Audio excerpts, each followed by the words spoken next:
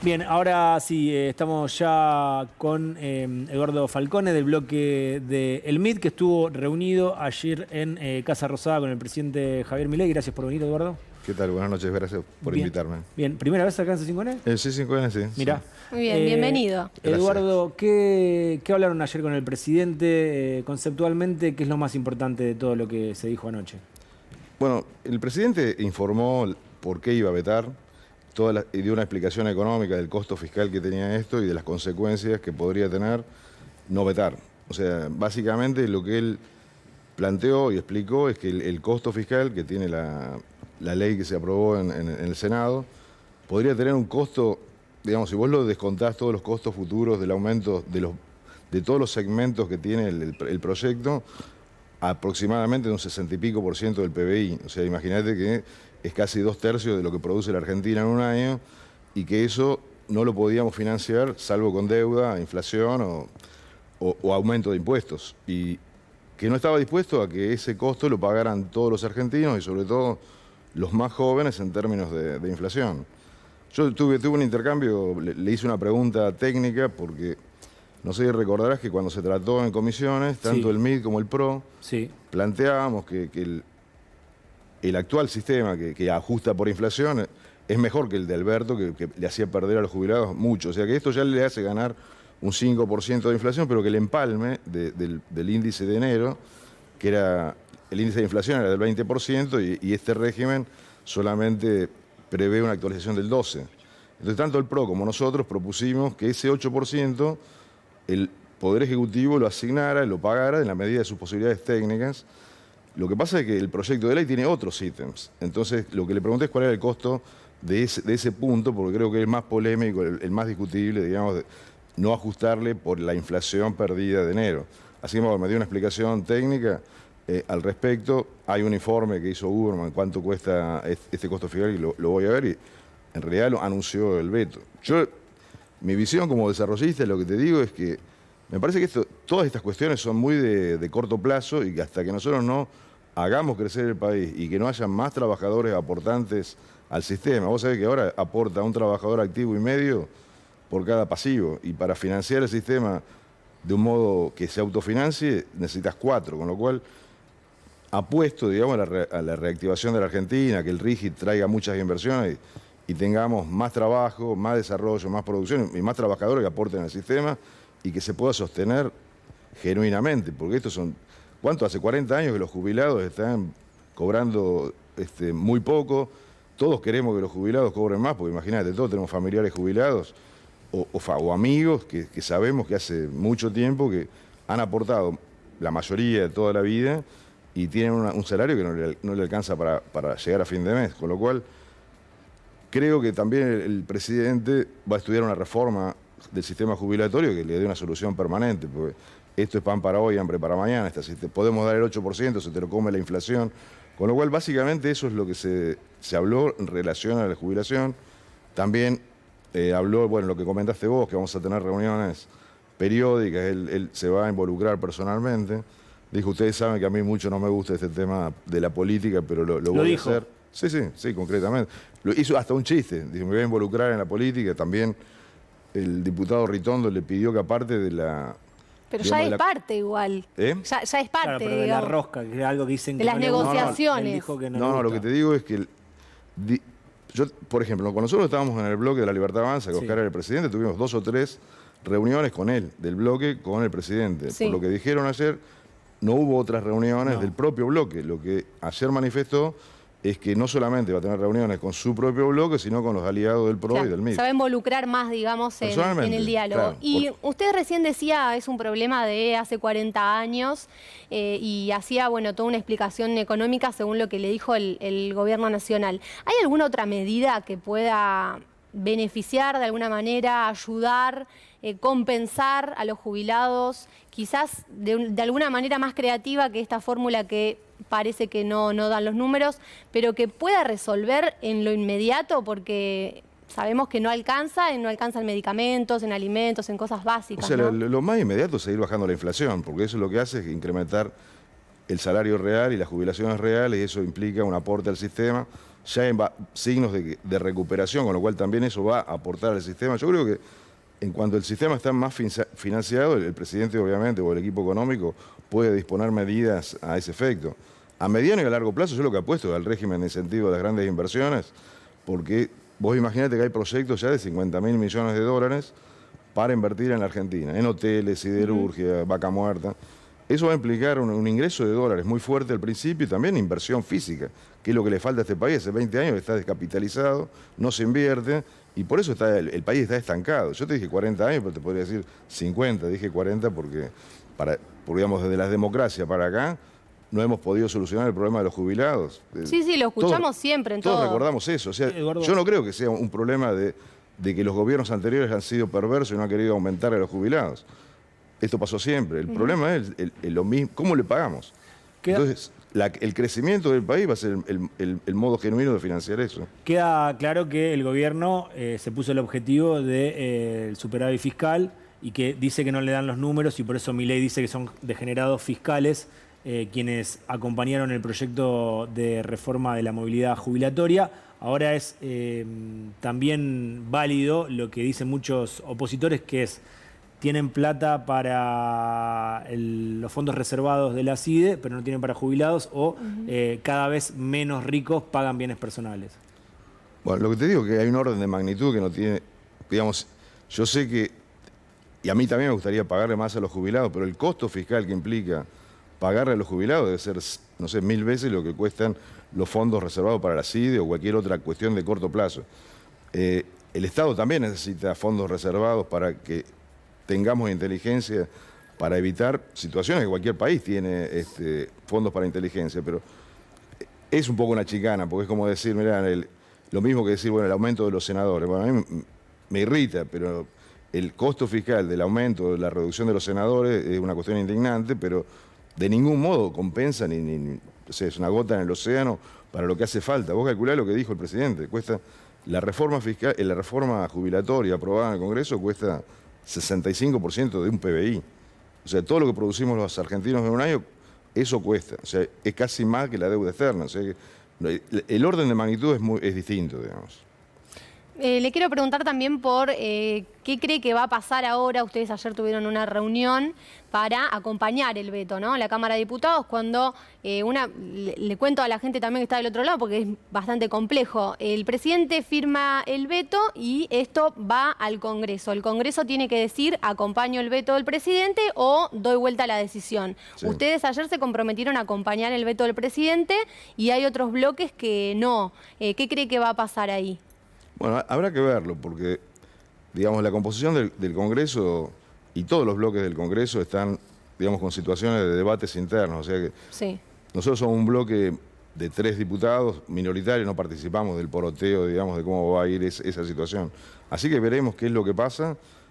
Creo que el presidente ayer nos invitó no solamente para hablar de esto y explicarnos lo que iba a hacer, sino también para empezar a trabajar en conjunto. Y ya te digo, lo que manifestó es que también está pensando en una reforma jubilatoria, que bueno, a lo mejor ahora tiene que pagar el costo político, está dispuesto a hacerlo, él directamente. O sea, nosotros pensábamos, la verdad, que a lo mejor vetaba parcialmente la ley, dejaba el 8,10%, dijo que iba a vetar todo, lo que también dijo que iba a trabajar en una reforma integral que haga que ahora, si bien recuperaron 5% en términos reales las jubilaciones, digamos que no pierdan mayor poder adquisitivo y sobre todo si baja la inflación, yo creo que el método más genuino para que todos nosotros dejemos de perder. Porque sí, el tema es que está bajando y lamentablemente no alcanza igual, porque vemos la baja, ¿no? Fue una baja abrupta. ¿Vos estabas de acuerdo con el 8%? Nosotros propusimos, como te decía, cuando defendimos el proyecto, inclusive en la Cámara, en las comisiones, planteamos tanto el PRO como el MID, que ese 8,10% había que darlo. Sí. La diferencia es que en vez de obligarlo al Poder Ejecutivo a darlo desde el primer día y forzarlo y poner una pistola en la cabeza, nuestro proyecto preveía que el Poder Ejecutivo evaluara las formas de darlo, con un bono segmentado. La diputada Vidal creo que había propuesto en cuotas. Alternativa. De hecho, el PRO marca eso, que no se atendió el proyecto de Vidal. Bueno, es lo que... Y lo que ustedes también están prácticamente... Lo que también creo que ustedes habrán escuchado, que en el Senado hubo unas negociaciones para que se aprobara el 8,10% nada más y le evitaran al gobierno el costo político del veto. Sí. Bueno, creo que eso es una evaluación que hizo el presidente. Puede ser que en la medida que se recuperen los salarios y se recupera la economía, lo otorgue. ¿Te hubiese gustado que el veto no sea total? Por supuesto. Bueno, por supuesto, porque los jubilados necesitan eso. Es evidente que si la inflación del dinero fue del 20%, que ese 8,10% lo merecen. Claro. La cuestión es que el gobierno es quien sabe, tiene los datos finitos de cuánto es el costo para todos los argentinos. Por eso le hice la pregunta ayer al presidente, que se tomó el tiempo de explicármelo claramente. El Congreso dice que es muchísimo menos, 0, algo. Bueno, los números están. Aparte, no es nada más que el 8,10%. ¿Entendés? Hay otros componentes que tienen que ver con el RIPTE. Bueno, hay otros componentes muy técnicos, son aburridos, pero no es solamente el 8 o 10%. O sea, el costo fiscal en un año puede ser 1 y pico del PBI, ponerle 1,8, pero lo que calculó el presidente es el costo a largo plazo, porque esto no es que nada más que el primer mes lo tenés que pagar. O sea, entendemos la situación de los jubilados, como te decía, todos tenemos familiares jubilados y quisiéramos que ganen muchísimo más. El tema es que hay que ser responsable y no darle hoy un aumento que después se lo coma la inflación, y aparte no solamente se la va a comer a los jubilados, sino a todos los argentinos, a las generaciones más jóvenes, lo que explicó él ayer. Nosotros estamos trabajando mucho en la infancia, en darle recursos a las generaciones más jóvenes, y tengo que pensar en todos los argentinos. Diputado, se habló mucho también de la conducción de la Cámara de Diputados, de este acercamiento con el PRO del gobierno, que quizás podía traducirse en algún cambio de autoridades. Bueno, puntualmente se habló de Cristian Ritondo, que ya desde el comienzo del gobierno había circulado su nombre para presidir la Cámara. ¿Existe algo de eso? ¿Puede haber alguna modificación ahí? Porque ayer no estuvo Martín Menem. No, ayer no estuvo. Será una discusión que se va a dar en diciembre y con todos los bloques, porque la tradición es que la presidencia de la Cámara sea para un integrante del partido del oficialismo. Sí. Ustedes recordarán cuando estábamos discutiendo si la presidencia de la Cámara era Ritondo, Randazzo, Martín, sí, Sago, y apareció Cristina y dijo: yo creo que el presidente de la Cámara tiene que ser de la Libertad Avanza. Claro. Como fue la tradición. El bloque de la Libertad Avanza en ese momento era muy chico. Bueno, pero eso, digamos, hizo que Martín Menem llegara a la presidencia de la Cámara por un acuerdo, básicamente, de bloques mucho más grandes, como el peronismo, digamos. Así que creo que es una discusión que se va a dar más adelante. ¿Pero hay malestar con Martín Menem hoy por todas las cosas que vienen pasando y que lo involucran también? No quisiera meterme en esa situación, pero, digamos, una situación que todos los bloques tienen alguna situación o algún reclamo con la presidencia de la Cámara, ¿no? Digamos, una situación que se va a discutir más adelante. Hay un problema también, es que, bueno, no es ninguna novedad, la interna propia del bloque, claro, de la Libertad Avanza de estas 2 últimas semanas, sobre todo como derivación de la visita que hicieron a Ezeiza, a un grupo, sí, de diputados. Bueno, eso generó malestar. Bueno, ayer una discusión, no me quiero meter en ese tema, pero una discusión entre 2 diputadas, sí, del bloque, sí, muy álgido. Lo compartimos acá entre Pagano y Lemoine. Bueno, por eso, lo que digo... Nosotros estamos para pensar en la Argentina en los próximos 30 años, ¿no? Eduardo, para esta cuestión. ¿Y coincide en algo de lo que marca Mauricio Macri, que faltó un poco de conducción política en la Libertad Avanza, sobre todo en estas últimas semanas, jubilaciones, bicameral, DNU?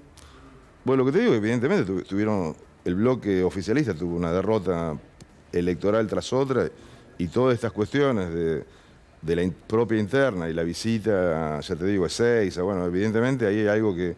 Yo creo que, bueno, el presidente asumió ayer la decisión de intervenir personalmente en esas cuestiones, porque creo que tomó, digamos, las riendas en el asunto de que hay que solucionar eso. Y se sabe que a Oscar Sago lo había llamado Javier Milei para que ustedes vuelvan a ser parte del mismo bloque o armar un interbloque con ustedes cuando tienen muy buena sintonía con el PRO ahora.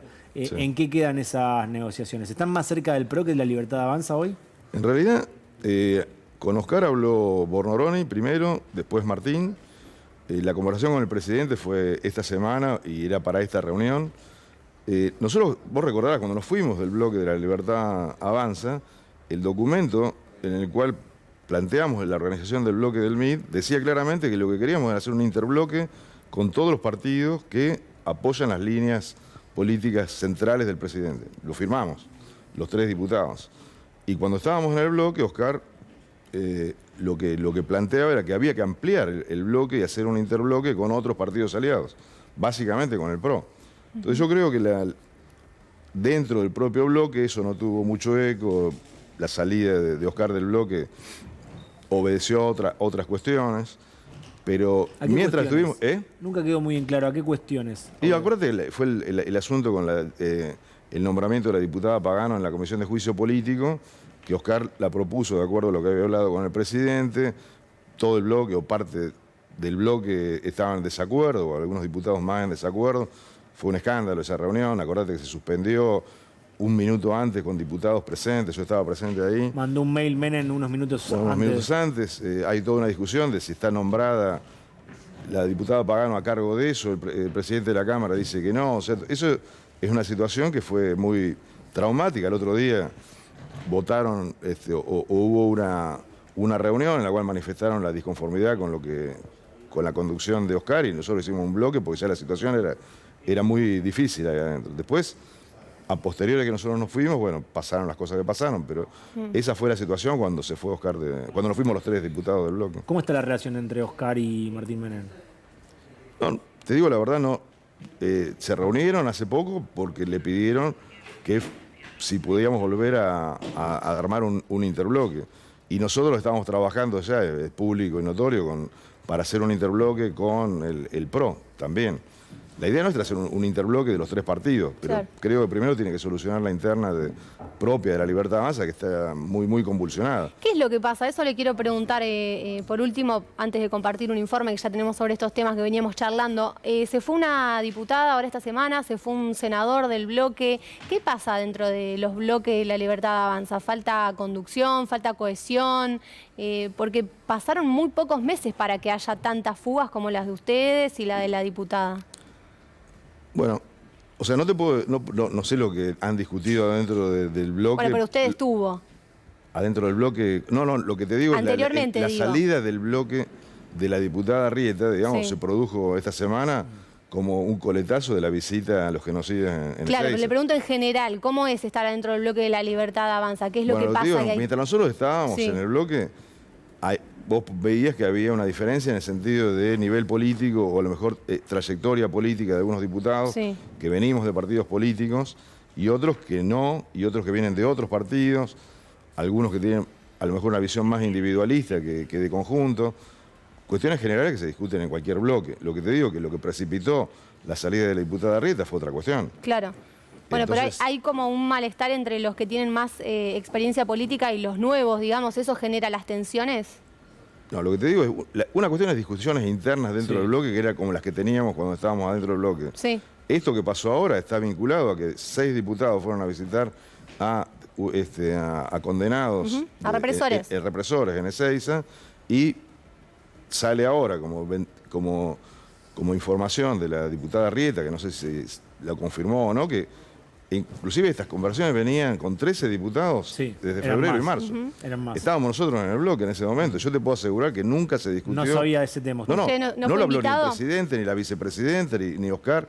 Inclusive, viste que hubo un comentario que decía, si se entera Oscar, que no se entere porque se pudre. Oscar no iba a validar eso.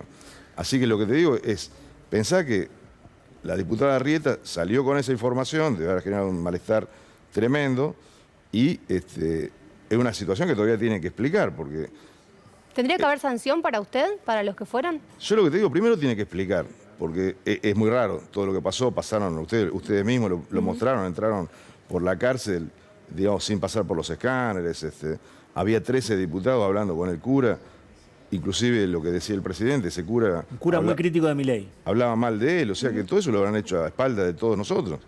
Es evidente que eso ha hecho ruido dentro del bloque, y la diputada Arrieta manifestar lo que manifestó, bueno, eso que precipitó su salida, pero creo que eso fue puntualmente esa situación. Discusiones en los bloques hay en todos lados. Hay siempre y en todo. Pero esto fue una situación muy crítica, digamos. Gracias, Eduardo, por haber diputado. venido aquí. Espero que repita la visita. Me he sentido muy cómodo, así que ojalá me inviten de nuevo. Así será. Muchas gracias. Bueno, ahora sí nos metemos de lleno en el informe que tiene que ver con jubilaciones. Un grupo de jubilados